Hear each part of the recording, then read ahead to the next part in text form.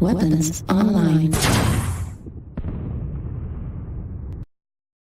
Hello everyone, welcome back to Season 2 of ISC, brought to you by Aces Wild. My name's Toaster, and I'm here with my good friend Saruman of many colors, ladies and gentlemen, and we are going to get started on our third match casted tonight. It's supposed to be a treat. Dropship 4 going up against Cameron's Highlanders, and this match has a lot of interesting intrigue about it. Dropship 4 is coming off almost winning Div C. Cameron's Highlanders, at least this iteration, I believe their name is Sons of Thunder, if I'm wrong. Yep, Sons of Thunder. Correct. Okay, thank you very much for that, Toaster. My memory with names is not the best. Chat, please forgive me. But anyway, right now, Dropship 4 is coming off almost winning Div C. They have a lot of promising talent on their team right now, and not Dropship 4, Cameron's Highlanders, Sons of Thunder, is also trying to improve their own standing within ISC as well. Now, Dropship 4's roster, it should be noted, actually improved quite significantly in some areas. They managed to pick up a who was a Div A pilot that served on Dropship 5, managed to provide some very strong competition to myself, Charlemagne Navid. He was a pretty strong light duelist, and he was also one of the staples on Isengrim as well. He was part of some very strong upset victories. Along with that, we have some vets like Astinius returning, Soviet Armada, Spooky, Axe, all top-tier quick play players who stopped the pub queue, also returning, and they also brought in some newer comp-level talent like Cyclone Jack and GTK.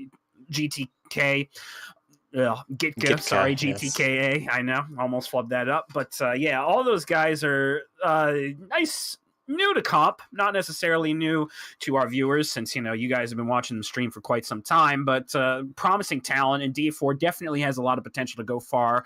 However, Cameron's Highlanders definitely has a couple names there too. Toaster, who do you think is probably one of their better players? Well, so on their side, you've got Tiger Lily heading up the team. Just a solid pilot overall. It seems like, I believe Tiger Lily's been their lead for Sons of Thunder, at least, for a while now.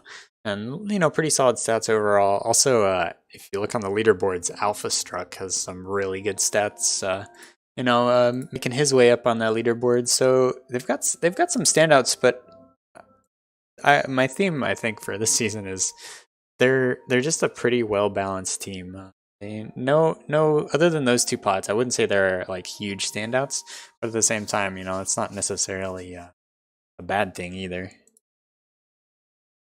Definitely, and probably having a more rounded out roster is better. Unfortunately, though, it's hard to identify who's going to be the light lead on this team, especially since it's going to come down to aggressive light piloting that's going to decide these matches, and that's something that Dropship 4 definitely has in spades. Astinian is a light vet, Assail's a light vet.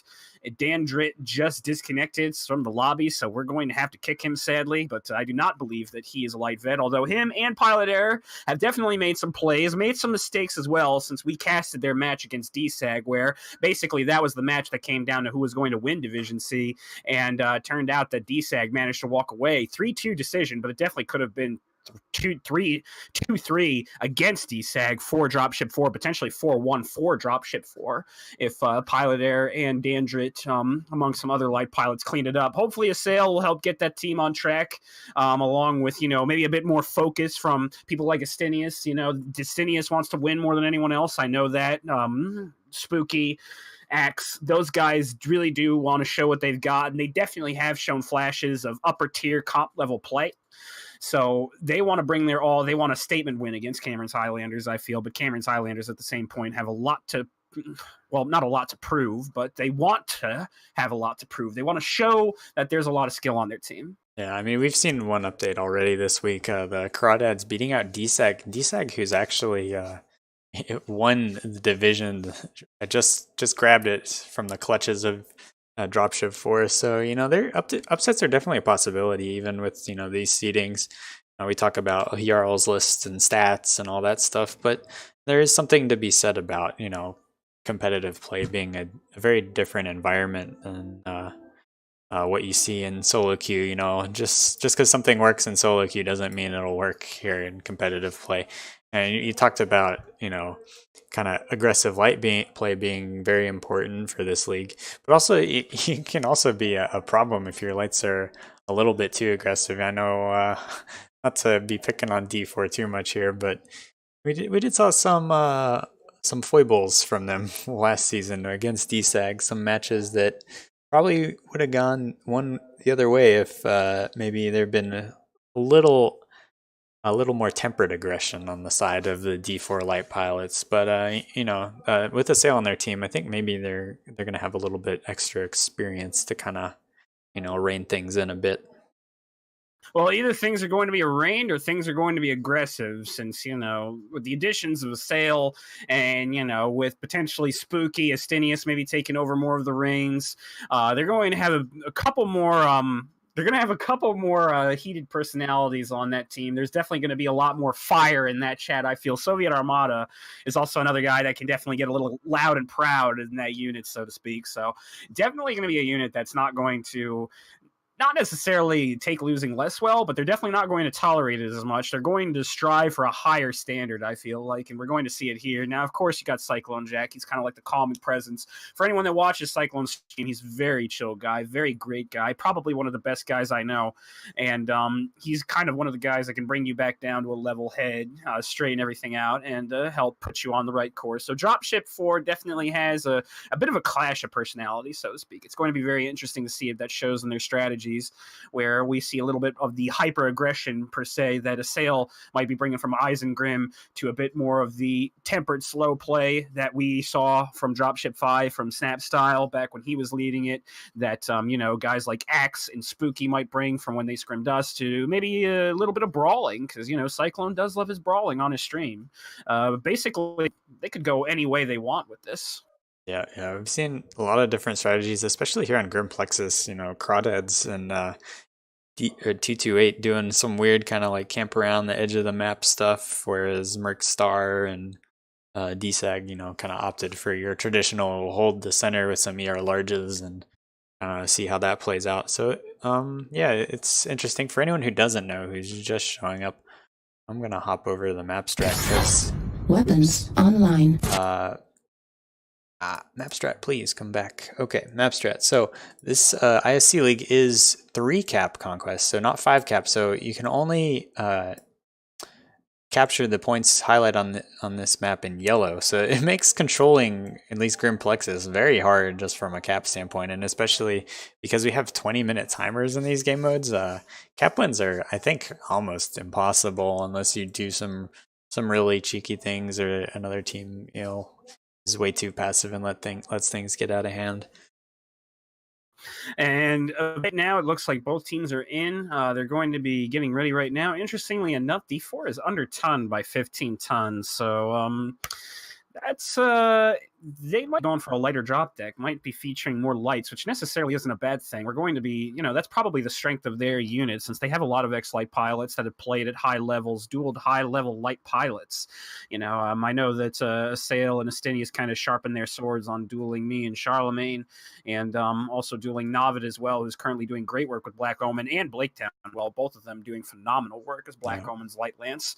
But it looks like that we're ready. We're going to be seeing this match roll over. Grimplexus North America match time 20 minutes. For the new people here that haven't necessarily seen a lot of ISC yet, it's just worth noting that there's only 3 caps that are live, and on Grimplexus, it's basically all the outer rim caps. Epsilon and Theta are off bounds, in case you're wondering why people don't just 5 cap each other. But now we're going to launch. We're going to go into the match. Cameron's Highlanders versus Dropship 4. Should be a lot of fun matches.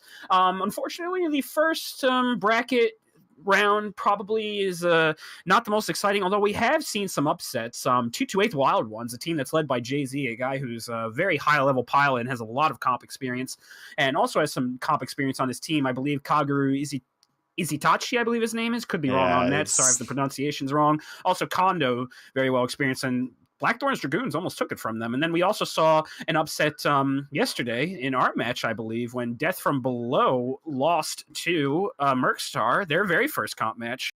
Yeah. So upsets are definitely possible.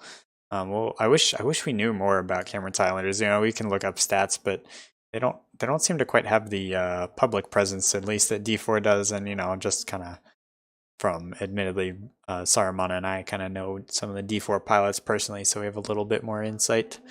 Well, I can tell you right now that Tiger Lily brings a lot of experience to Cameron's Highlanders. He's been around in comp for God knows how long, and it kind of shows because he's bringing a very interesting PPC build.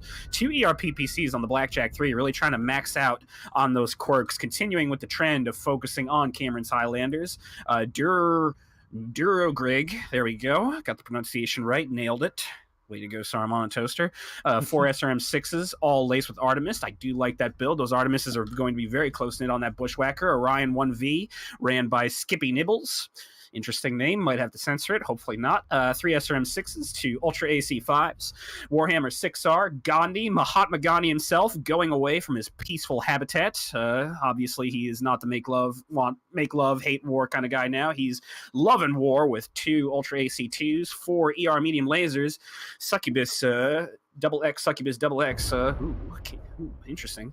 2 small lasers, 2 SRM4s, and Amarok brawling in the Katara. What do we see in Dropship 4, Toaster? You want to sound out those builds? Dropship 4, I'm not going to pop into their mechs, but they have 3 champions and a Wolverine 6K. I believe the Wolverine 6K is the Laser Fist one, yeah.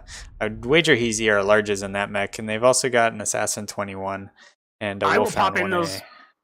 I've popped in those mechs for you. Those Champion 3Ns all have medium pulse lasers. Assassin 21 SRMs, Wolfhound 1A from Astinius, medium pulse lasers. So this is going to be interesting. Cameron's Highlanders, they have some range with the Blackjack 3, but that's primarily a brawl deck. And then also for Dropship 4, that's also primarily a brawl deck as well. Medium pulse lasers are not conducive to just poking long range.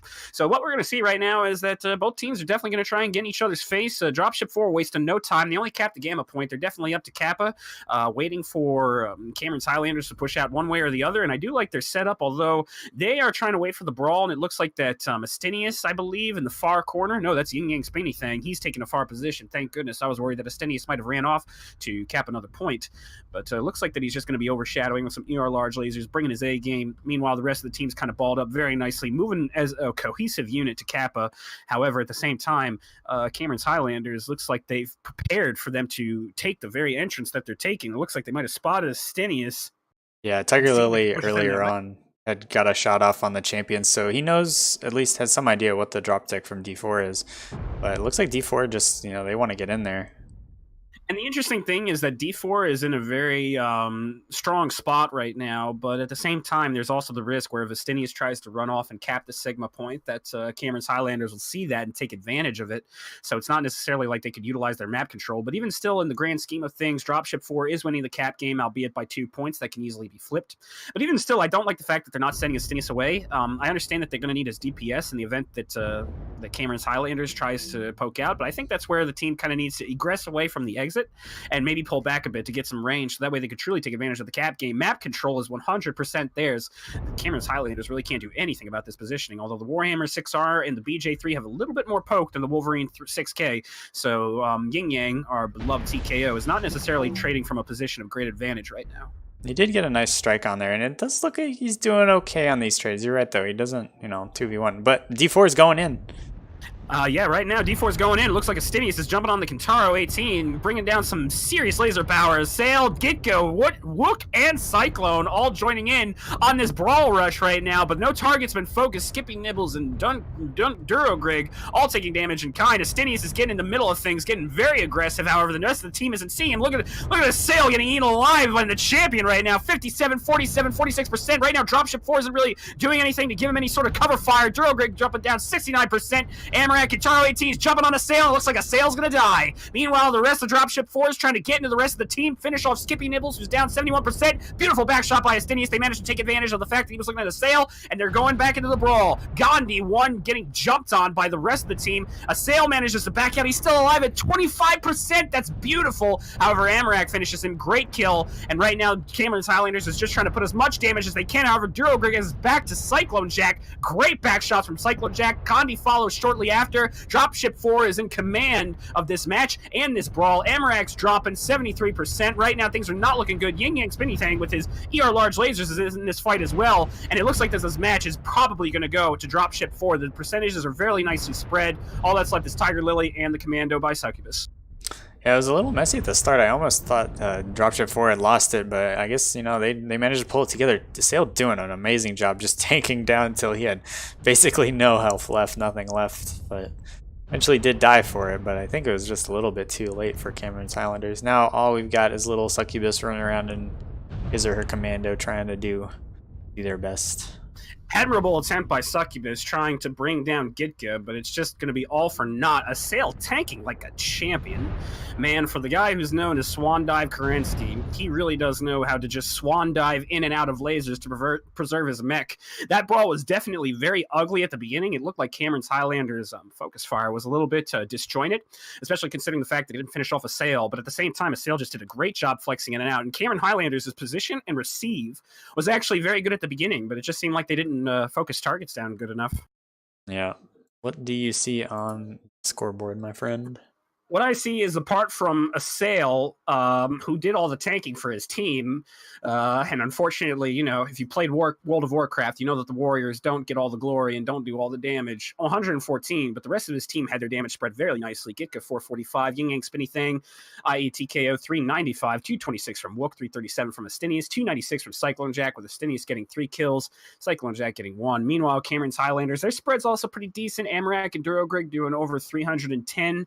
Amarak getting the solo kill on Cameron's Highlanders. However, the rest of the team kind of falls a bit short. Tiger Lily and the BJ3 just not doing enough damage in that blackjack, probably because they may not have expected such an aggressive brawl push. That'll be an interesting question to ask him in the interview. Gandhi 1 kind of was out in the front in his Warhammer 6R, so he really wasn't able to maximize the damage he could have done at range. And I'm also a fan of the build, 2 UAC2s with medium lasers and a Warhammer 6R. That seems terribly undergunned. But even still, it was a valiant attempt by Cameron's Highlanders, but at the end of the day, Dropship 4 managed to rotate in and out of the brawl very nicely, and it was evident by the even damage spread amongst them. And Dropship 4 walks away with this 1-0. Yeah, it did seem like maybe Cameron's Highlanders needed to be a little more aggressive. That initial push, a Sail kind of got in there and started tanking, but then the rest of the D4 guys kind of dropped back for a second just on top of that little hill, and we're just sitting there kind of poke trading with their medium pulse lasers. And it did a lot of work from that position, took down a bushwhacker, and then eventually they pushed in when they kind of had numbers advantage and could surround their opponents. Maybe if Cameron's Highlanders had pushed in with that Orion, with the Warhammer, I don't know, maybe the Warhammer was a bad choice, but and just kind of got more in their faces, it would have been a little harder for those medium pulse boats to do all that work.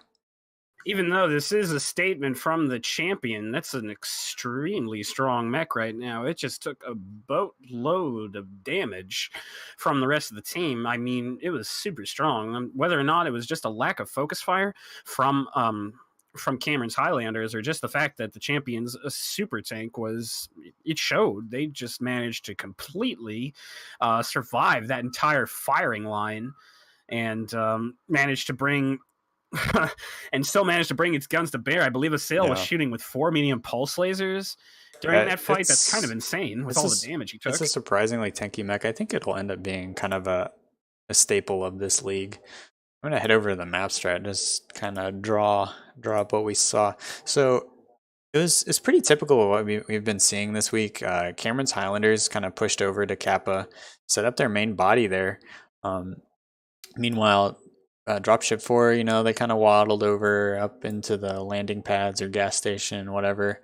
Eventually, they got shot at once, I think, by Tiger Lily. Maybe Tiger Lily took some more shots I didn't see. They moved their main body, kind of thought about poking in Gulf 4, then Yin Yang, or TKO as we know him, set his Wolverine up there, and I guess that was where he decided, okay, I've got enough scouting information on their team. We know what they've got. We like our odds, so we're going to push in. And so they ended up pushing in F4. And eventually, even Yin Yang kind of got up in there and just was trading constantly with the blackjack, trying to hold the blackjack off, keeping Tiger Lily from getting any free shots. And then it just kind of devolved into your typical brawl around Kappa, the big Orion on Cameron's Highlanders eating the most of the damage for their team, and a Sail eating a ton of damage in that champion, but somehow managing to tank it off. And once again, props to props to Cameron's Highlanders at the beginning of the trades. Like, if you watch him, Durogrig was doing quite a bit of damage in the first couple of alphas. Tiger Lily was also poking very well. He didn't take a lot of damage on the re-entry of the team. Gandhi just doing a little bit of damage. But once again, it felt like Gandhi's build was just a little underpowered for this kind of fight. 2 UAC2s, 4 mediums. I mean, most people put 2 Gauss rifles in those positions. So it's just, it's kind of silly, in my opinion, that you substitute Gauss rifles, which have amazing alpha damage, for 2 UAC2s. It just felt like, that there could have been a little more power, a little more punch in that build. But overall, at the beginning of the fight, it really wasn't that lopsided. Cameron Highlanders looked like they had the advantage. If they brought a sail down a little bit quicker than perhaps they would have, since they could have moved on to another target without having to worry about a sail shifting. But it's also worth noting that Cameron's Highlanders, they kind of got surprised a bit by Astenius. He managed to weave himself to the back of Cameron Highlanders' main body, and he got some pretty significant back shots that kind of helped turn the game in favor of Dropship 4. I believe that 2 of Cameron Highlanders' mechs that pushed out to the front, I think it was the Orion and the Bushwhacker, they both got backcored since they were pretty fresh at around 60 to 70% total armor, and then they went straight to 0. I didn't notice that. Yeah, good on him though for doing that. Yeah, definitely backshots can sway a fight like that pretty drastically if you're not super careful. But oh well, we're gonna switch sides now. So D4 will get kill side. Yes, or we've switched in lobby. Yes. I'm just letting the viewers know. All right. You're good. Sorry. Thank you very much. No. I appreciate it. So you need to correct me on my mistakes, and I need to make sure that you don't radio cast again. Sorry. No, we have to watch. Oh yes, for sure. It's not a cast for ants. Just picturing the Monday thread. Is this a cast for ants? Everyone raging at the Monday rage thread. Gotta rip. All right. So that being said, so those champions performed well, but like they used what three of their 5 for the rest of their matches, so they're gonna have to do something differently. Dropship 4 is. I guess you could still bring 2, but what are you seeing, Mr. Saruman? To that point, you know how I feel about drop 1. I feel it's probably the most important drop and helps sets the tempo for the match onwards. So I actually like that they brought champions and that they went extra ballsy. But at the same time, we'll see how they manage elsewhere. I mean, it looks like that Dropship 4 definitely has some other options. 2 Battlemaster 1Gs on their side. Psyche, an ex-Isengrim player, bringing the Battlemaster 1G. 6 ER large lasers from Psyche and Axe on those mechs. That's really impressive. And then they have a huge Kill Squad Light Lance, Wolfhounds with medium pulse lasers, a sail in his Phoenix Hawk 1K, also decked to the brim with medium pulse lasers, 6 medium pulse lasers in those Wolfhounds. That's going to be an amazing kill squad, but they're going to have to stick together in order to maximize their kill potential. And what have you seen from Cameron Highlanders, Tos? Oh, I'm not even looking at the moment, but I'll go over there real quick. Seeing a Dragon 5N, so that's got to be like UAC2s or actually RAC2s have started to become pretty popular. I can't say whether I think that's the right choice or not. I haven't really applied it. They've also got 2 Kintaro 18s, a Vulcan, a Rifleman 8D, the Loyalty Rifleman. I believe it's available for C-Bills, so it should be good there. And another Kintaro that I missed. So it looks like they're much more brawly than D4 is. So D4, they're going to have to be careful with their lights grabbing this Kappa point. And just to clarify, the Dragon 5N is the Proton Special. It's got 3 UAC2s, and also the mech with racks to watch out for is the Rifleman 8D. So right now we're seeing some pokes go out, a sail with the Phoenix 1K, getting a little bit of damage. The medium pulse razors don't really exceed at super long ranges, but even still, they have some decent range on them. But Dropship 4 is going to wisely pull out, use their speed to avoid this fight. They don't necessarily want to take it, since obviously this is Cameron Highlanders, his whole team. However, interestingly enough, Cameron Highlanders is backing up their mechs. Their Kintaro 18s are not pushing forward, despite the fact that their team probably would have given them intel that it's just a light lance and that there really isn't much to worry about. I think that Cameron Highlanders just kind of needs to start moving up and push their mechs forward. Right now, we're seeing the Rifleman 8DL with his racks and with the racks trying to put out the damage at long range, but those racks really aren't even making contact. That Rifleman is eating a lot of unnecessary damage along with the Kintaro 18 from Axe and his Battlemaster 1G. Yeah, Sail's playing a little bit of a dangerous game. He does have Overwatch from those 2 Battlemasters, but he's kind of all alone right now. The rest of the D4 lights have kind of dropped back to just play it a little closer to those Battlemasters, make it harder to get ganked. But Cameron's Highlander has managed to flip the cap point. So right now we're basically even. D4 does have a bit of a cap lead, but with 20 minutes on the clock from the start, uh, this isn't enough to really be too worried about at this point in the match.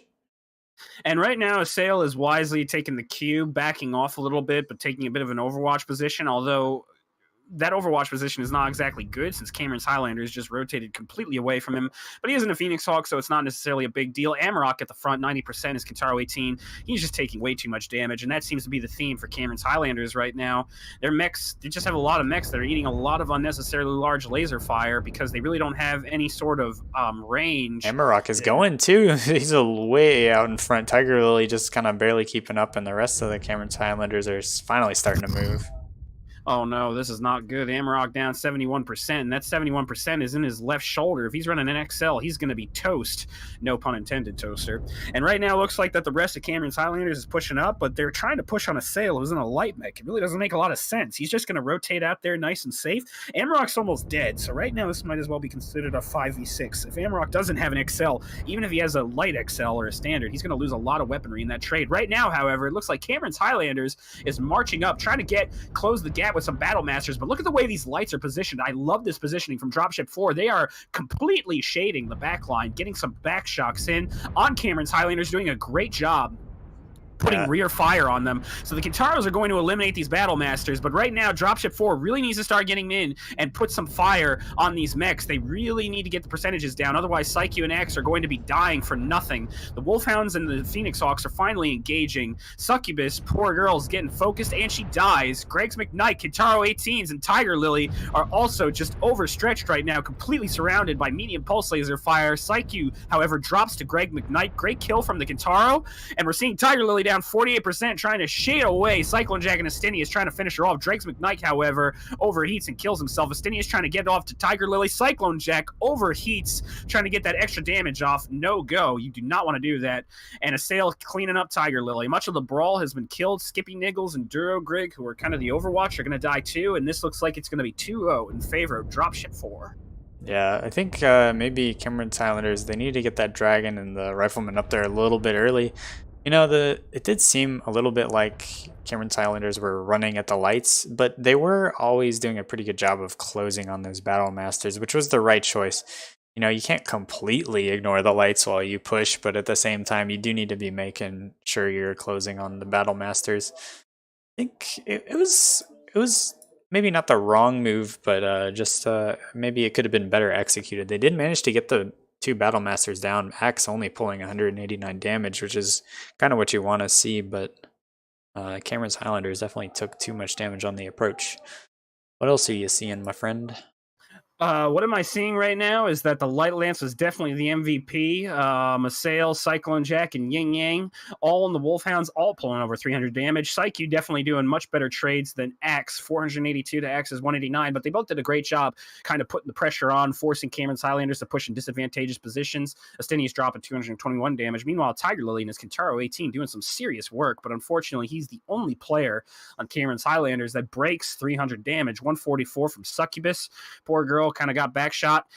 Skippy Nibbles 299, Dregs McKnight 218, Duro Grig 193, Amarok 154. So this is kind of the situation where Cameron's Highlanders kind of pushed over an open field. They were getting picked on all day by the Battle Masters, and even when they got close, at the end of the day, they were getting back shot by the lights. I believe that's exactly what happened with Succubus. She kind of got backcored a little early in the brawl duel, and at the same time, I do love the initial position from the lights at Dropship 4. As Cameron's Highlanders are pushing up and ignoring them, they just managed to get a lot of hardcore medium pulse laser damage on them and kind of blunted the push's strength, since I believe one of the Kitaros is pretty much almost dead before the engagement even happened.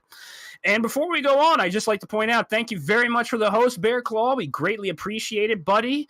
66 viewers, very nice, boasting our view total up to over 160. Welcome, new people watching ISC. We greatly appreciate it. For those of you who are completely new, right now, Dropship 4 is fighting Cameron's Highlanders, Sons of Thunder. Match decision currently 2-0. Cameron's Highlanders, the unfavored team, Dropship 4, the favorite team, but we have seen upsets happen in ISC before. As a matter of fact, we casted one Thursday when Merc Stars speed team. Crawdads. The Thank you, Crawdads. Mercstar Crawdads. They managed to take a game from 228 death from below. So a comeback could be possible, but right now, basically, Dropship 4 is in a very commanding position. All right, before we continue, I'm going to do a giveaway. So for anyone in chat, all you have to do to be entered in our giveaways is be present and just be active in chat. So I'm going to do a giveaway now, but stay tuned because later, I believe I'm going to do it after the third match, if I don't forget. We're going to be giving away a Rifleman 2C Ultimate Pack. All you have to do is be active in chat, and I will add you to that giveaway. But right now, we're just going to be doing a giveaway for one mech bay. And now that I've taken myself and Saruman out of the drawing, let's see who wins. Why did you do that? Don't do that. Too late. Why? It's my own little way of torturing you, Saruman. You know how to do it very well. Alright, so if you do win, all you gotta do is like message me here on Twitch, whisper me, message me, do something to get my attention, message me on Discord or something. But anyways, I can't. Oh my gosh, this name is too long. What is it? Chill Gaps and Water Deer. I don't know. I don't know what that name is, but congratulations, you've won. Message me, I'll get you your mech bay code. And stick around because they're gonna do a giveaway for a Rifleman 2C Ultimate Pack afterwards. All right, Saruman. Now back to the match. Yeah. So that match. So now that we're done with, we've done 2 matches on drops on Grimplexus. Grimplexus is definitely really weird for 3 cap, right? You don't have that center cap point anymore. It's kind of all, focused around the skirmishes of the map, which that map is very big if you're not, stuck in the usual YOLO queue, middle 4 grids, right? But now Canyon is kind of like the opposite, I feel. You have Theta and the 2 side caps, so it plays out somewhat similar to how YOLO queue ends up playing out. You kind of focus on the center, maybe do some rotations around the edges if you're going to brawl or trade or... Exactly, and I think that's because teams neither go all in on the brawl or all in on the range in Grimplexus, mainly because of the way the caps work. They're so distant from each other, and there's a lot of ground to cover that map normally lends itself more to map control. Meanwhile, Cam Network, it's kind of been more of a close-knit map. You can run whatever you want, whether you want to go brawl or whether you want to go push, whether you want to go range, but we've definitely seen teams really try to brawl it out, close the gap with brawling IS mechs, which I don't necessarily agree with. I think that we've seen a lot of success on Canyon, teams like 228 Imperial, and even Osiris of old has demonstrated a lot of strength on range trades. We might not necessarily have the mechs that they did. Back then they had the 2 PPC Pop-Tart Hunchback, 2 PPC Pop-Tart Summoner, but even still, it's not necessarily a bad choice to go range. Yeah, you can definitely go range on this map, but I don't know. We saw DSAG almost pulled it off with their Shadowhawk push. I think it can work. It's gonna be rough. Brawling, I think currently, at least in the meta, is a little bit hard to do, but I don't know. We'll find out. Looks like Cameron's Highlanders are ready, locked, and both teams are ready. Both teams are locked and ready, and we are going to go. All right. Remember, chat. Be active in chat. Just type active if that's all you want to do, and we'll get that next giveaway going. Oh, yeah, definitely. We have a lot of great giveaways incoming right now. And I believe, just to kind of tease it, we have a mech pack coming up. Dude, you don't listen to me, Saruman, do you? I just told chat, Rifleman 2C Ultimate Pack. After this match, after this drop. You did, didn't you? All right, what are you seeing on the battlefield? What I'm seeing right now is Cyclone Jag, Assail, Yin Yang Spinny Thing, Gitka, Cyclone Jag bringing the Assassin 21, Assail, Yin Yang, and Gitka bringing the Victors. I really want to see what those builds are. Something tells me that they're brawling Victors with SRMs and AC-20, since you normally don't trade with those kinds of things. They're 3 the loyalty. LB10s. Yeah, 3 LB10s is very high DPS. I think it's a pretty good choice for this map. Not as tanky as the 9S, but definitely got the output. Especially since those mechs have jump jets too, which is very strong for Canyon. Meanwhile, on the other side, Godhammer taking a page out of Mercstar's book with the King Crab, 2 Lerm 15s, 2 medium lasers, and an UX 20. This is a Lerm deck. They have also 2 Trebuchet 7Ms and a Raven. I bet that Raven is Narc. Also a Commando 1D. The Raven's They just running do. straight over, getting in there. This is a Lerm deck. Oh my goodness. And Lerms are actually pretty strong on Canyon, as demonstrated in Martial Olympiad 8, I believe, and also demonstrated during the WC as well. Canyon Network's definitely one of the maps that are pretty strong with Lerms. Look at that, however. The Victors are wasting no time. They want to get into these mechs right. Yeah, but Yin Yang eating a lot of damage up there. He's kind of by himself right now. He's got to maybe wait a little bit, let Gikta and the other Victor get up there. He's tucked into cover now, but... Oh my goodness. However, Dregs McKnight sacrifices himself, runs his Raven in the middle of the deck. I really do not like that choice. That was not the best way to proceed. However, Dropship 4 is also doing the staple on how to counter a Lerm deck. They're just getting in their face. Despite the fact that Yin Yang Spinny Thang took a lot of damage, Skippy Nibbles is going to get jumped on by the Light Lance and killed. However, feels like that definitely the main body needs to get into the Catapult C4 and the King Crab Zero if they really want to take this game away. Sure, you can focus Skippy Nibbles, but that's not where the tonnage is, gentlemen. You have to move on to the King Crab and the Catapult C4, and it looks like that's exactly what Cyclone Jack is doing on Dropship 4. Yin Yang Spinny Thing drops on Durogrig, and right now Pilot Air manages to trying to bring down Succubus a little bit. Skippy Nibbles goes down in his Trebuchet from Astinius, and right now those Victors are really trying to shove their way into God's Hammer. He's just standing still in his King Crab. He overheated. Very bad choice right now. Those Victors are eating him alive. Strike dropped on Godhammer. Very aggressive strike, trying to finish him with whatever they can. They see Lerms on the field. They see blood, and they want to end it quickly. Tiger Lily and his Catapult C4 is going to drop too. He manages to kill Yin Yang with a bit of well-placed Lerms. However, it looks like this match is over. Tiger Lily's practically dead in his Catapult C4, lost one of his ears even, and all that's left is Succubus, and to say she's going to carry a match is putting a lot on her shoulders, perhaps too much, especially since Astinius and Cyclone are both alive, along with Assail. Those LB10s, if they get close, are going to shred her, and she is trying to run and create some distance, but this match definitely seems like it's going to go the way of Dropship 4 and the drop at the same time. Yeah, it was a valiant attempt. Not sure with this light of tonnage it's going to be easy to pull off LRMs. You know, we did see, you know, Lerms have some success in Martial Olympiad. Who was it? Eon taking a game off of RJF in commanding fashion with an all Lerm deck. But, you know, that was like a 600-ton deck with 4 or 5 assaults that are really hard to reposition. You know, D4's deck, on the other hand, is very fast, able to get up in those Lerm boats' faces and just kind of ice them quick.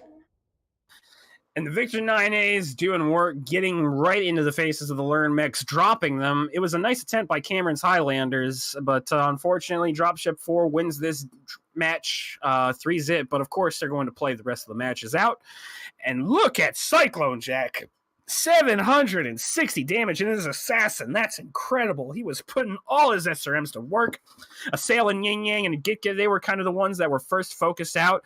Gitka has 0 match score. I'd be interesting to see how much team damage he did. I can imagine it'll be a lot. Astinius doing 324 damage in the Commando D, 2D. Pilot Air in the Fleet 20 doing almost 200. Meanwhile, Dregs McKnight and his Raven 3L made the poor choice of running through the enemy team. Can't say I support that. Tiger Lily doing 387 in the Catapult C4. Skippy Nibbles 271 in the Trebuchet 7M. God's Hammer 249 in his Crab. 251 from Durogrig, and yeah, the damage is spread out pretty well from the Lerm mechs, but the fact that the Raven 3L died without even some damage meant that this was essentially a 5v6 match, and that is not something that Cameron's Highlander could overcome, sadly. Yeah, I think you just need to play it a little safer with that Raven. You know, you got, what, 450 meter range or something like that on those narcs. Yeah, it's a little bit harder to land those at distance, but definitely can't afford to throw away a 35-ton mech just like that. Maybe, you know, if you want to do something like that, maybe just bring like a narc commando, something that, you know, is a little bit more evasive and can run in there safer. And now I believe that we are doing the Rifleman giveaway. Yes. Let me get that started. Did anyone? I don't know if I've got a message. Let me check my MWO leagues. Anyways, I'll get this started before I do that. Like I said, so all you have to have done to be added to this is just be active in chat. Add in people right now. Oh wait, I'll leave Bearclaw in there. He's not technically casting this season. You're going to leave Bearclaw in there, but you're not going to leave me? Yeah, I'm leaving Bear Claw in there. Haha. Get wrecked. Oh. Goodbye, Ash. Goodbye, Kraz. Goodbye, My Saruman. goodness. No, no, Goodbye, no, Belmont. Goodbye, Toaster. no. Oh my goodness, no. Alright. Alright, so this is for Rifleman 2C Ultimate Pack. All you gotta That do, should go to Saruman. whisper me on Twitch, get a hold of me. I don't know, even if you get a hold of some, like, Saruman if you can, I don't know. You gotta let us know that you're here and active, and we'll get you that code. And you gotta, well, it's not a code, you gotta get us your username, and we'll have Bombadil injected into your account. Who's gonna win? Okay, oh, some names I recognize. C-Thrill, congratulations, C-Thrill. I've seen you before, you're not a bot. Just send me your username, your MWO in-game name, and we'll get you that mechs. Shiny new mechs coming out, I believe. Is it this Tuesday, or is it a week from Tuesday? I believe don't it's know. a week from Tuesday, but I could be wrong. Okay, week from Tuesday, but you know, I think that mech's gonna be a lot of fun. Tempted to buy one myself. And you gave it to C-Thrill, and you could have given it to Saruman. Such is the caster's life, my friend. The caster's life. Yeah, sure.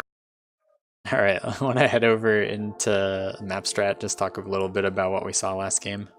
I mean, we could, but it necessarily wasn't complicated, you know? One team had learns, the other team had brawl. When that happens, there's really no other thing you could do but push. Yeah. Basically, I'm on a usual one.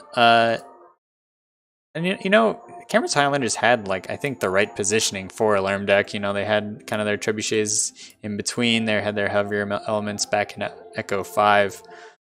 They ran their Raven, I think, probably a bit too aggressively over top of Theta to try and get some narcs. It didn't seem like he got enough early enough, though, because D4 was able to basically just power down the 5 line, run over first the trebuchets, then eventually the king crab and the catapult in the back, and finally cleaned up Succubus. I didn't see who got the kill, but also the Raven unfortunately met with an untimely demise fairly early on in the match. Yeah, if we look at the map strat, the way the Raven died, the Raven actually died really early before the push was happening. The Raven got the narcs in, but unfortunately, the Raven just kind of tried to, I guess the Raven thought it was a commando and tried to like run all throughout the brawl, which is a very poor choice. You know, you really need to conserve that mech and be able to just kind of not die at this location. Like you saw him, he was just trying to squiggle his way throughout the impending Dropship 4 push that was coming down this Dropship 5, coming down that D5 corridor. And the focus fire from Dropship 4 kind of swerved a little bit, but I did like the fact that they immediately got into the heavier part of that lance. They really got into the face of Cameron Silander's Lerm decks, and it's like that when you're on a smaller map like this, what you got to do, you got to locate those Lerm mechs, and you really have to ice them immediately. You cannot let the other team just sit there and Lerm you for the rest of the drop.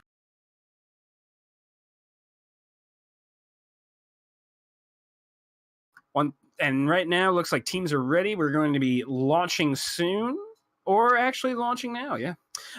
Sides are good. Dropship 4, Team 1. Cameron's Highlanders, Team 2. Now, Cameron's Highlanders, unfortunately, is not taking a drop-off yet. G4 is 3-0. They've technically won the round, but the teams are going to play it out anyway for the best two. Always fun to watch the continuation of the matches. And just to make sure, Toast, are you with me, sir?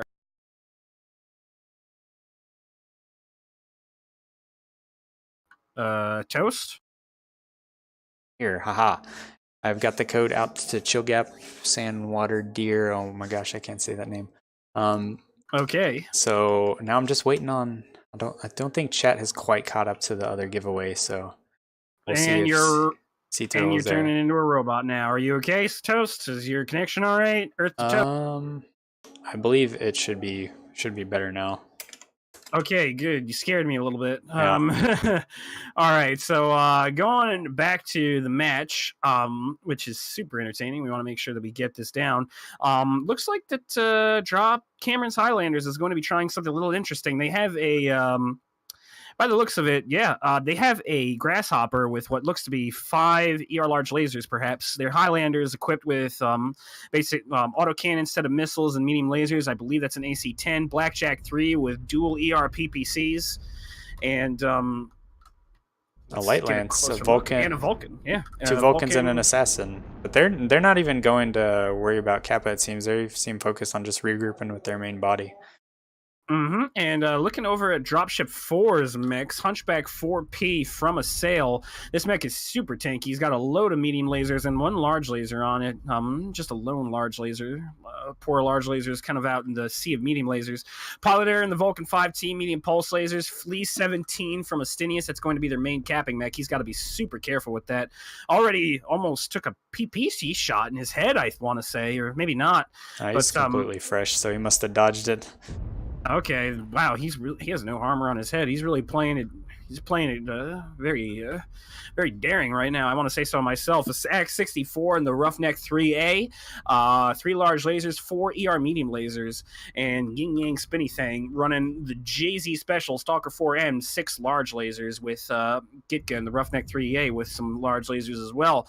And it looks like Cameron's Highlanders is moving up to that theta point, trying to get some damage out on a sail and Pilot Air and Astinius, who don't have any support from their heavy lance right now. Yin Yang and Gitka really aren't in position to trade, although Axe is, and the lasers are starting to come out right now. Amarak takes a huge hit, down from 100 to 85%. That was not something that Cameron's Highlanders needed. Tiger Lily down 93%, also took a pretty big alpha, and there's a strike down on his position, and Dregs McKnight, they're going to try and avoid that right now. Dregs McKnight, however, takes a huge artillery shell from 99 to 77%, and right now Cameron's Highlanders is just bleeding armor. This is not the position that they want to be in, just hitting behind the theta point, unfortunately not really moving to take position. Now they're heading into the lower caldera, but Astinius is being real aggressive here on the back end, kind of going in where he didn't have any cover from friendlies. He's playing a dangerous game with his blackjack, but it looks like Cameron's Highlanders has decided to kind of push up on Assail and Yin Yang.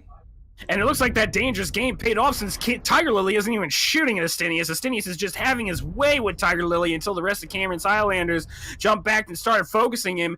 Gandhi down low with this Vulcan trying to get some shots on a sail, but it's all for naught. Durogreg drops from a sail. Great alpha from him. Amarak is getting focused down by Astinius. Skippy Nibbles gets taken out by... Skippy Nibbles takes down...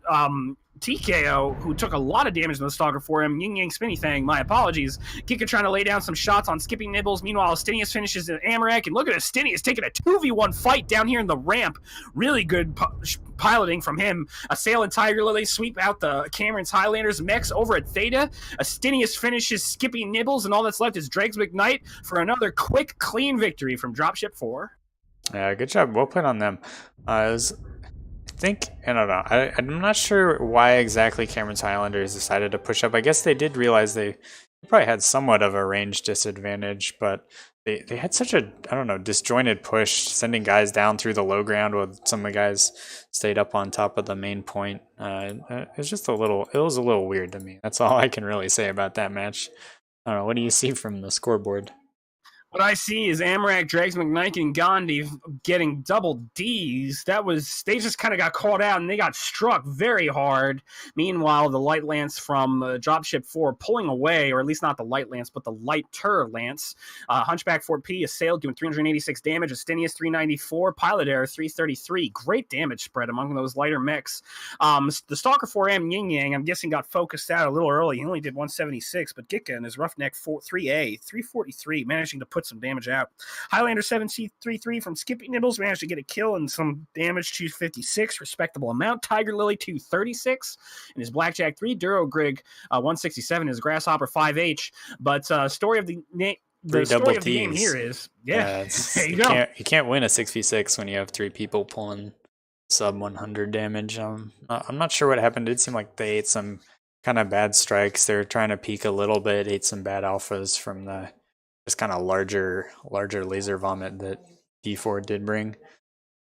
Yes, and on top of that, it's also worth noting that Astinius was doing some great work in the back line. And at the same time, you also had the Light Lance from Dropship 4 fanning really well. Assail kind of anchored down the center, but you saw Astinius, you saw Pilot Air just kind of fan out a little bit more. They were attacking Cameron's Highlanders from different angles to the point where Cameron's Highlanders really didn't even turn and shoot them.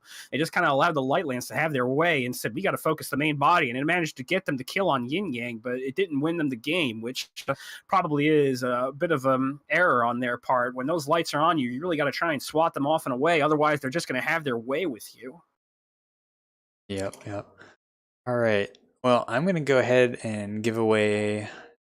I have one more code or one more thing to give away tonight. 1000 MC code. And I'm still waiting on to hear back from Seathrill, who chat is confirming is actually aka Seabiscuit in game. Seabiscuit, Seathrill, if you're there, you gotta message me by the end of this next game. Otherwise, I'm re-giving away your mech pack. No, no, whatever. Better call you out. I'm sorry. Rip. No, Get rid of all the mods. Goodbye, mods. Goodbye. No, no, no, no, no, no, no, no, no, no, no, no, Goodbye, no, no. I'm not a mods. mod. I'm not. Oh, Throwing with live. Oh goodness. Alright, so this is for 1000 MC. Message me on Twitch or Discord or something. I am Toaster in the MWO Comp Discord. I'm Toaster on MWO, TOAST3R. I'll even say hi in chat. Hi, chat. Ay, ay, ay. Who's gonna win? It's not gonna be Saruman. it should be Saruman. Dun, dun, dun, dun, dun, dun, dun. Joja1337. Congratulations, Joja.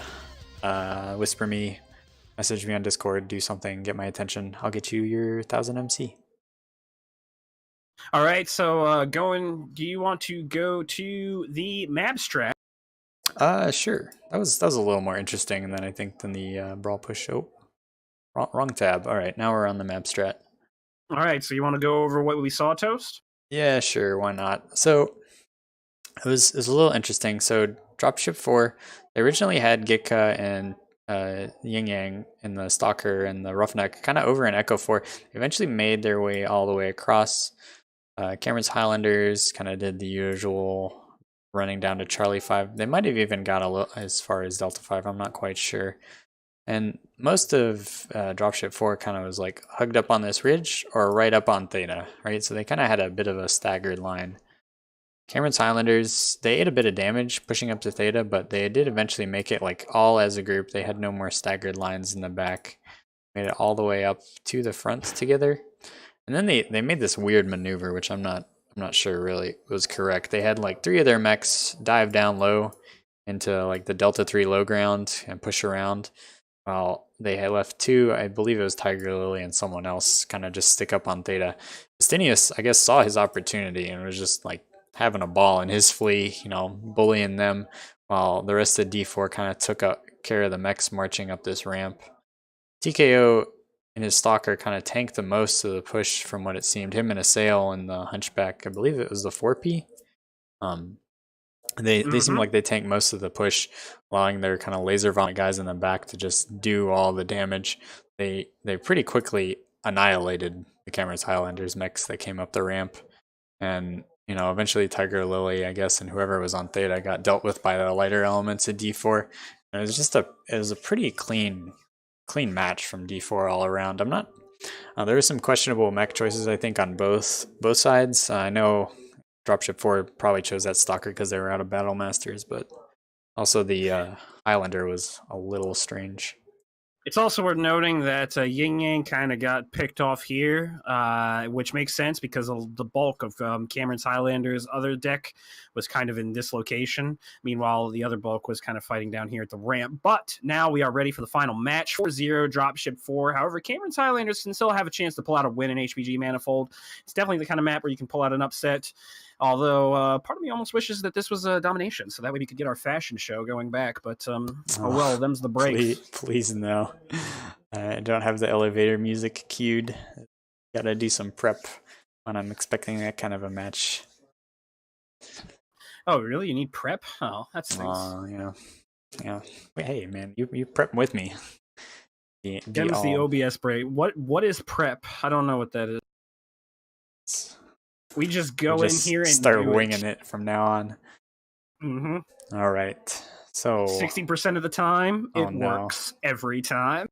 Oh no, I already know what D4 just from looking at the scoreboard, what mech they're bringing, and I disapprove. I disapprove strongly.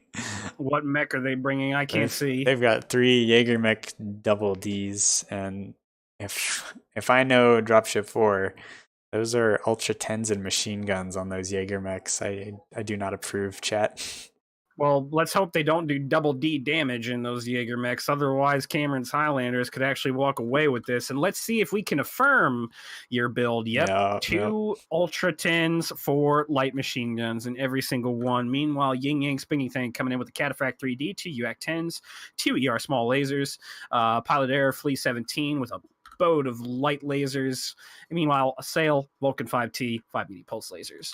On the side of Cameron's Highlanders, it looks like there's already some fire going out from Cameron's Highlander sides, at least. Duro Grig, 7 medium pulse lasers in that Roughneck 3A. That's already telling me that they're probably planning to brawl a little more. Marauder 3R from Succubus, she's bringing in 3 rotary AC2s, 2 medium lasers. It's not a terrible build. It's pretty solid. Roughneck. Oh, no, already called it Roughneck. Crab 27B, medium pulse lasers, and then the Assassin 23s with medium. Sail's about to get run at by this Bushwhacker and Roughneck. I know he's being a little bit aggressive. Maybe he's gotten too much with his face. On the top right now. Yes, this is a Sail going way ham in, and this is trademark a Sail right here. He just loves trying to dive into the enemy team and getting as much damage as possible. But a Sail, you need to conserve your armor, buddy. Otherwise, you're going to get lit up like a Christmas tree. Pilot Air already eating some bad alphas from Skippy Nibbles a little bit, poking with his flea, rather cautiously trying to preserve what part of his mech he can. And a Sail, the crazy man, dropping a strike in the middle of the team during his poke. Smart move. However, the strike really doesn't nail anyone. Oh, wait, yes, it does. Skippy Nibbles and Amarok take some serious damage.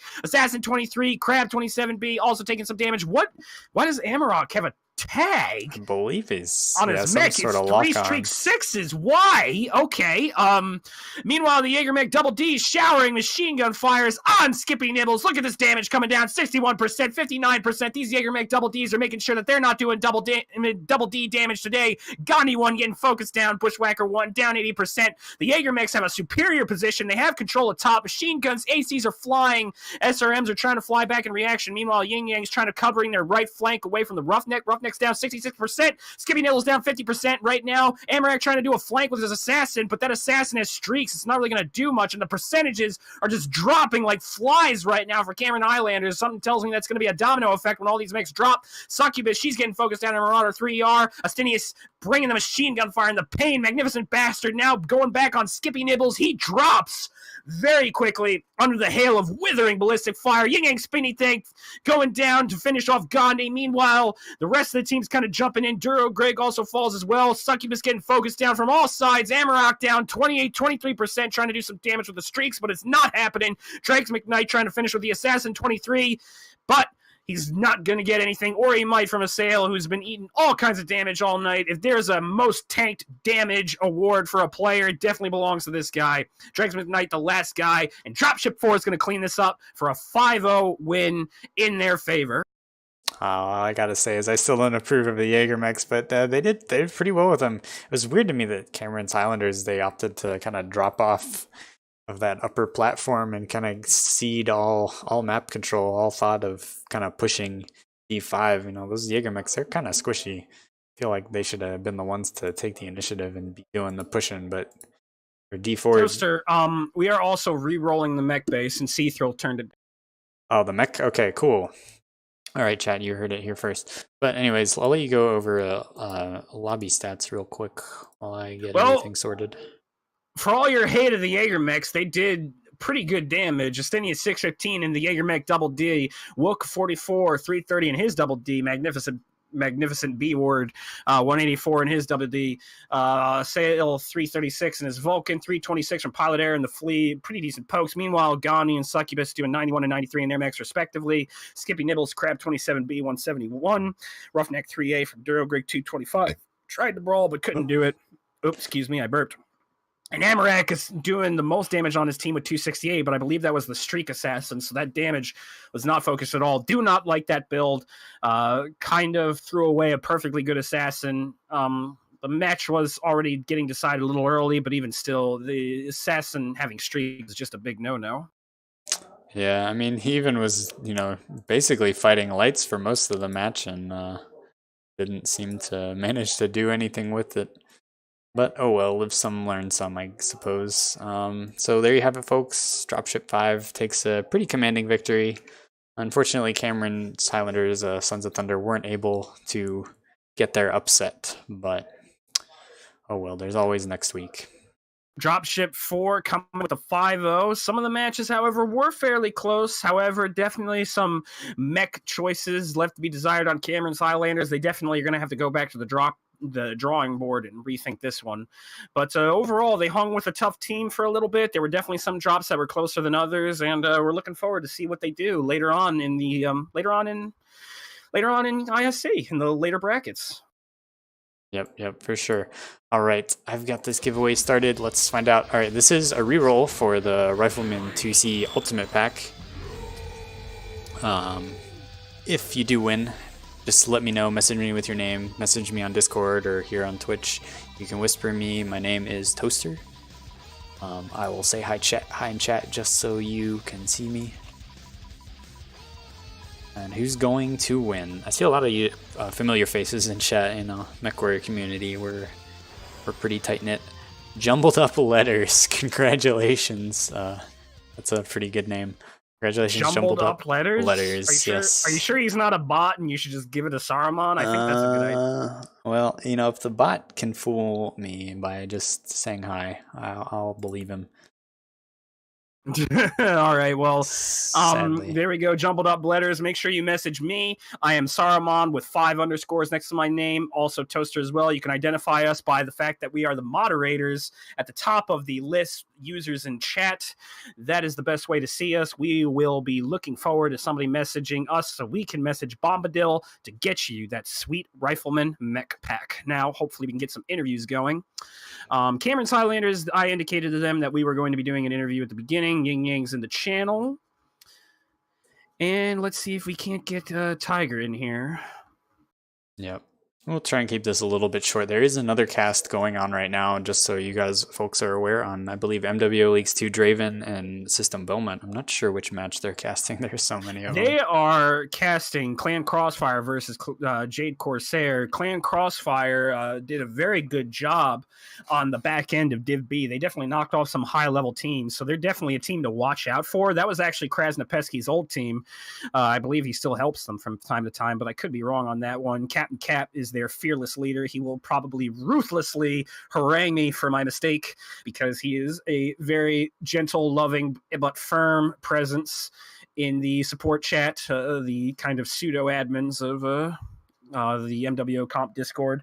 Good guy, definitely. But people jumping off, but unfortunately, Tiger Lily will not be joining us for the interview. Nobody from Cameron's Highlanders, so we're just going to be having Yin Yang Stinny thing. But yeah, if you guys don't want to stick around for the interview, we perfectly understand it. There's a great game going on right now. Clan Crossfire versus the ever so interesting Jade Corsair. Definitely a match you guys are going to want to tune in. And System Belmont is being joined by Draven Dark Shadow. He's actually a streamer for the MechWarrior Online community. Very good guy. Should be a very entertaining match. So make sure you give them some love and give them your needed and well-wanted view. Yep. All right, let's get this started. Hey, Yin Yang, aka TKO. How you doing? How you feeling? TKO? TKO? Are you there? Oh no! He's what there. up, guys? Hey, he's there. Sorry. You scared us for a little bit. You mute myself on TeamSpeak. Sorry. Okay, cool. Perfectly fine. How you feeling after your match, TKO or Yin Yang? Feeling good. We got some good practice in this week, and it shows. Definitely, since this was a 5-0. Cameron's Highlanders is still an up-and-coming team, so you guys are definitely going to be facing more difficult challenges from here on in, but it's definitely nice to get that first win. How'd you guys feel about the champions? Champions and drop one in specific on Grim is a little interesting. The 3 cap in general on Grim is a little wonky. Makes the map really, really large. We just wanted to try something with the champions. Kind of picked up the medium pulse build in practice and kind of ran with it. All right, and noting on the map, even though you had a brawl-centric deck and you probably needed Astinius to hang back, you had complete map control. How come you didn't send Astinius to Cap or one of the other lights to Cap to try and help cement the map control to force Cameron's Highlanders to make a move instead of you guys pushing? On drop 1 or drop 2? Drop 1. Drop 1, he actually was on his way to, there was a call being made to go get his other cap. But we figured that we were already kind of in the thick of things, and we might as well just do what we can. Okay, and now for drop one for the going to drop two. Forget about drop one. Sorry, I think we got everything we needed. That was pretty straightforward. It was a strong brawl victory. Drop two. Once again, it felt like that was a bit more of a push strat. We've seen a lot of range, and we've seen a lot of range be successful on Grim Plexus. Why the need to try and brawl so much? We kind of wanted to use our fast mechs to feed our ER large mechs, so to say. We wanted to get the 2 cap initially and then basically feed our ER large mechs all of the damage that we could and all the mechs that we could. It semi worked out that way, not 100%. Kind of turned into a little bit of a brawl, but our ER large mechs, I think, at the end of the day, were successful in what they needed to do. It made them very uneasy over at the Kappa point, and our light mechs were able to kind of clean up after that. Okay, and obviously it was a good win. Drop three, you guys were getting lermed. It felt like a little bit of urgency in the push. What was your reaction going on in comms? And what was your reaction going on? Well, I actually was the first person to get lermed, and I was screaming. I was getting kind of hammered there to begin with until I was able to get to a little bit more cover. Once I was able to get to a little bit more cover and our other victors kind of caught up to me, we actually had a sail in our third victor get stuck coming up the ramp. He didn't make the jump. So we were actually in assault down when we pushed. After the push kind of started and we were actually in the fight, so to speak, instead of getting lermed, I think that's kind of obviously where you see where things went. LB10s on the victors really showed, as well as like brawl mechs versus lerms. I mean, that's kind of self-explanatory there, but. And now on that drop, a little interestingly, you guys went for the trebuchets rather than the king crabs in the catapult C4, which had most of the weaponry. What was the thought process behind that? Right. When I decided to call the treb as the main target, he was kind of extended off to their right flank, so to speak, and our lights actually were heading there. So I decided to make that our main target, first target. He died fairly quick from lights, and then the second trebuchet died because I had a very opportune back shot with 3 LB10s, kind of made it easy. After that, then it was just kind of a cleanup. Okay, and drop 4 seems pretty straightforward. I don't think that they are that there's much need to go into that unless there's something you'd like to say. Nope. Actually, they kind of just played into our strategy, what we wanted to do, and we were able to focus on what we had practiced. Okay, so then going to drop 5, why the Jaegermeg double Ds with the UAC 10s and the machine gun? It's D4 special, baby. It's got to be more than that. I mean, you're making Toaster cry over here. Yeah, I heard there was some dislike in the mech, which is funny. I enjoy it. It's just kind of it's an in-unit thing. There's some guys that like running it in Group Q, have fun with it, but also was able to apply it here in a comp setting, being in the IS setting. Well, I mean, I don't mean to, pry too much, but there's got to be more than that. Like, what makes it stand out to other Jaeger mechs or other mechs in general that you guys would run it? Or was it just a joke this? They just like the mech, man. It's not a joke. I mean, honestly, it's not. It's very strong. I mean, 2 UAC 10s is nothing to scoff at. Yeah, we could have probably did it with Warhammers or something like that, but that kind of changes the tonnage game. And at 65 tons with a Jaeger, it's actually fairly strong with 2 UAC 10. And on the map in general, even more so specific. When you get on HPG, there's a lot of angles where high mounts are really good, and then UAC 10s compounding that with so much DPS is just that much better. Okay, and obviously the drop was very smart. You guys took the high position and didn't let go. Were there any mechs on their side that kind of gave you a little nerves, especially in those Jaeger mechs, that kind of made you think twice about your positioning or made you kind of think about changing? If they would have been more brawl centric, I think I probably would have been a little bit worried. Obviously, we have a lot of DPS on our side with a lot of dual UAC-10 mechs, but I think if they would have brawled, I think maybe would have probably been a little bit closer for sure. All right. Well, thank you very much for that, TKO. We greatly appreciate the interview. Toast, do you have any final questions?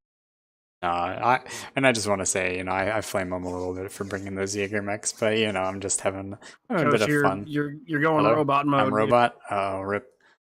I don't know, All right, you're good now. My OBS seems fine, so maybe it's just Discord again. We were having this issue the other day, but anyways, that's all it for me. Thanks everybody for watching. Let's hand this. I don't know, unless you got something to say, Saruman. Let's hand this over quickly so that people can go watch System Belmont's stream. Absolutely not. As a matter of fact, I am one step ahead of you. We are linking the stream right now. Obviously, it's a 5-minute delay, so as I'm saying it, you guys see the link 5 minutes beforehand, but that link should tell you everything you need to know. Go to that link, MWO Leagues 2, check out the match between Clan Crossfire versus Jade Corsair. By the looks of it, it looks like Clan Crossfire has already won 2 drops, 2-0 in their favor, 12 kills to 3, but Jade Corsair may very much put up a fight. And until next time, I'm Saruman. I'm Toaster. Thanks for watching. Bye. Bye-bye.